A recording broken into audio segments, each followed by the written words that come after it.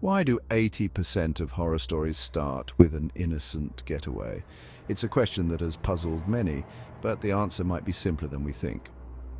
When we leave the comfort of our homes, we step into the unknown, and that's where the unexpected can happen.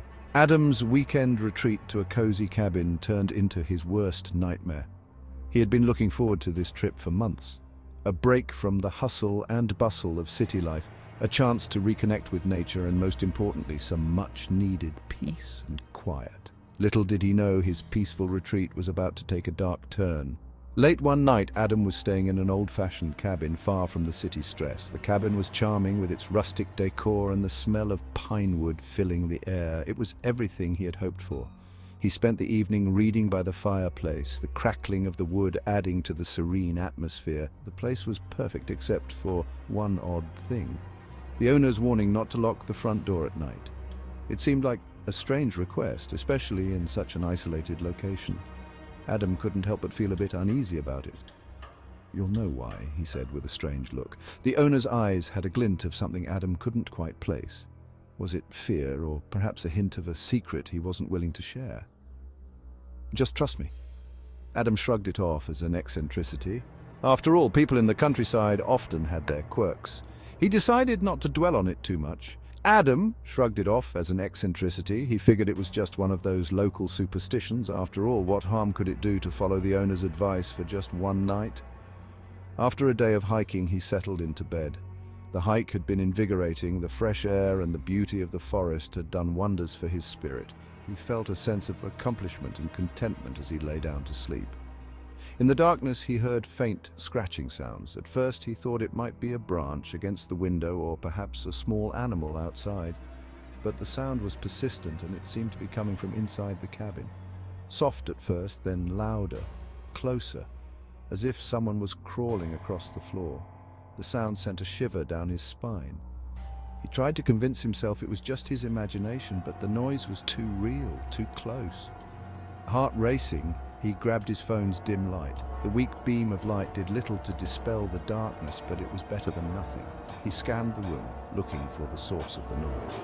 The scratching stopped. For a moment there was silence, and Adam felt a glimmer of hope that whatever it was had gone away. But then he heard it again, this time from behind the door. Then a low, guttural voice murmured from behind the door. It was a sound unlike anything he had ever heard, a mix of growling and whispering that made his blood run cold. Paralyzed with fear, Adam stared at the door. He wanted to run, to get out of the cabin, but his legs felt like they were made of lead. He couldn't move, couldn't think, couldn't breathe. The handle began to turn, slowly, almost deliberately, as if whatever was on the other side was toying with him. The sound of the metal creaking was deafening in the silence of the night. Panicking, he bolted it with trembling hands. His heart was pounding so hard he thought it might burst out of his chest. He prayed that the lock would hold, that it would be enough to keep whatever it was out. The scratching returned now from the hallway. It was louder, more insistent, as if the creature was growing impatient. Adam could hear it moving closer, the sound echoing through the cabin. The voice came again, closer, almost inside the room. It was speaking words now, though Adam couldn't understand them. The tone was menacing, filled with malice and hunger. A chill ran down his spine. The scratching stopped. The sudden silence was almost worse than the noise. It was as if the creature was waiting, watching, biding its time. He turned slowly towards the corner, where a shadow shifted in the dark. His eyes struggled to adjust, but he could make out a shape, something that didn't belong there. It was tall, hunched, and its eyes glowed faintly in the darkness.